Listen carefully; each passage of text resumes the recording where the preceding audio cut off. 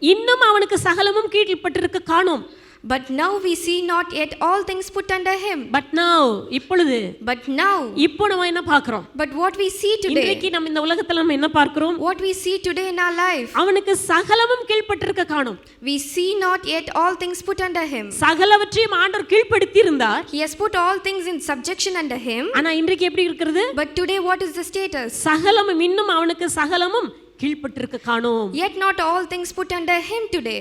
சூழ்நிலை மாறிவிட்டது. The situation has changed. எப்ப ஆதாம் தேவனுடைய வார்த்தைக்கு கீழ்ப்படியாமல் மீறினாரோ அப்பொழுதே அவன் தேவன் தனக்கு கொடுத்ததான அதிகாரத்தை சாத்தான் இடத்துல கொடுத்து விட்டான். So when Adam disobeyed and sinned, he gave that authority, the dominion that God had given him to Satan. சாத்தானுக்கு ஆளுகை செய்கிற உரிமையை மனுஷனின் மேல், திரும்ப நான் சொல்றதை கவனமா கேளுங்க, மனுஷனின் மேல், மனுஷனை எப்படி ஆண்டவர் உண்டாக்கினார்? சிறிய தேவதூதர்களை பார்க்கலாம் சற்று சிறியவனாக மாற்றி உருவாக்கினார். So God made the humans little lower than angels. So the Adam had given this right to exercise dominion upon all created beings to Satan. அதனால் என்ன நடந்தது? அதை குறித்து வசனம் இந்த இடத்தில் சொல்லவில்லை. அடுத்ததாக என்ன விவரிக்கிறது என்பதை பார்ப்போம். 9வது வசனத்திலே வாசிக்கிறோம். என்றாலும் தேவனுடைய கிருபையினால் ஒவ்வொருவருக்காகவும் மரணத்தை ருசி பார்க்கும்படிக்கு தேவதூதரிலும் சற்று சிறியவராக்கப்பட்டிருந்த இயேசு மரணத்தை உத்தரித்தது நிமித்தம் மகிமையினாலும் கனத்தினாலும் முடிசூட்டப்பட்டதை காண்கிறோம். But we see Jesus, who was made a little lower than the angels for the suffering of death, crowned with glory and honor, that he by the grace of God should taste death for every man. இந்த வசனத்துல வாசிக்கும் பொழுது தேவனுடைய கிருபையினால் இப்ப இயேசு கிறிஸ்துவின் மூலமாக தான் ரட்சிப்பு என்பதை இந்த வசனத்திலிருந்து அவர் விவரிக்க ஆரம்பிக்கிறார். So this is the introduction he gives, saying that Jesus is the only path for salvation. இதுவரைக்கும் நம்ம பார்த்தது மனுஷன் எப்படி இருந்தான், மனுஷன் எப்படியாக படைக்கப்பட்டான், அவன் இப்பொழுது இழந்து போனது என்ன, அதை குறித்து 8வது வசனம் மட்டுமாக விவரிக்கப்பட்டிருந்தது. For all this while we saw who man was, how he was created and how he lost his authority.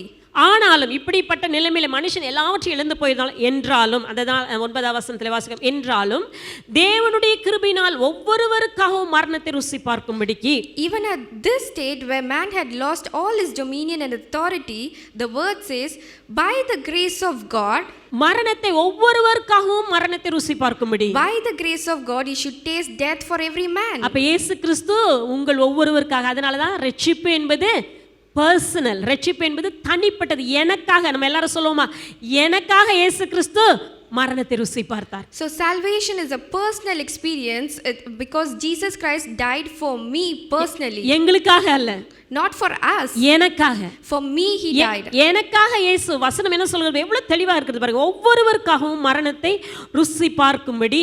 The word clearly tells us he should taste death for every man. ஒவ்வொருவருக்காகவும் ஆண்டவர் மரணத்தை ருசி பார்த்தார். He tasted death for every man. உங்களுக்காக இந்த இடத்துல உட்கார்ந்து இருக்கிறதார ஒவ்வொருவருக்காகவும் ஆண்டவராகிய இயேசு கிறிஸ்து மரணத்தை அவர் ருசி பார்க்க வேண்டியது. He tasted death. For each one of you who are seated here, he tasted the death. ருசி பார்க்கும்படிக்கு தேவதூதரிலும் சற்று சிறியவராக்கப்பட்டிருந்ததான இயேசு, he was made a little lower than the angels for this. இது என்ன, இது இப்ப திரும்ப முன்பு சொன்னார் இயேசு கிறிஸ்து தான் தேவதூதர்களிலும் மேலானவர் என்று சொன்னார். இப்போ என்ன சொல்றாரு, தேவதூதரிலும் சற்று சிறியவராக்கப்பட்ட இயேசுன்னு சொல்லியிருக்காரு. இது என்ன, இது உங்களுக்கு புரியுதா? Do we understand this? In the previous chapter we read he was greater, he is greater than the angels, but here we see he was made a little lower than the angels. Can we understand this? இந்த இடத்துல என்ன சொல்லுகிறார் பாருங்க. What is he saying here? ஏன்னா மனுஷனுடைய நிலைமை என்ன? Because what is the state of man? மனுஷன் எப்படி இருந்தான்? தேவதூதரிலும் சற்று சிறியவனாக மாற்றப்பட்டிருந்தான். Man was a little lower than the angels. சிருஷ்டிக்கப்படும் பொழுதே தேவன் அப்படிதான் மனுஷனை சிருஷ்டித்தார். Even while creating man he created like that. ஆனா அந்த மனுஷனை ஆண்டவர் ரட்சிப்பதற்காக இயேசு கிறிஸ்து எப்படி மாறினார்? அவரும் பெர்ஃபெக்ட் மேன். பெர்ஃபெக்ட் மேன்னா என்ன அர்த்தம்? தேவதூதனை விட சற்று சிறியவராகவே இயேசு கிறிஸ்து மாறினார். So to save this man he was made a little lower than the angels, like a perfect man. Perfect மேனாக மாறினார். இயேசு கிறிஸ்து இந்த பூமியில இருக்கும்போது perfect God and perfect man. While Jesus Christ was in this earth, he was a perfect man and a perfect God. அவர் பூரணமான மனுஷன். He was a perfect man. கீழ்ப்படிதலிலே பூரணம், perfection in obedience, பரிசுத்தத்திலே பூரணம், perfection in holiness, உண்மையிலே பூரணம், perfection in faithfulness. அதே நேரத்தில் தேவனாக, At the same time, as a God, அதிகாரத்தை உடையவராக, he had authority. அதிகாரத்தை செலுத்துகிறவராக, He exercised authority. மனுஷனுக்கு என்ன அதிகாரம் கொடுக்கப்பட்டிருந்ததோ அதை செயல்படுத்துகிறவராக அவர் இருந்தார். He acted like a person who exercised the authority given to him.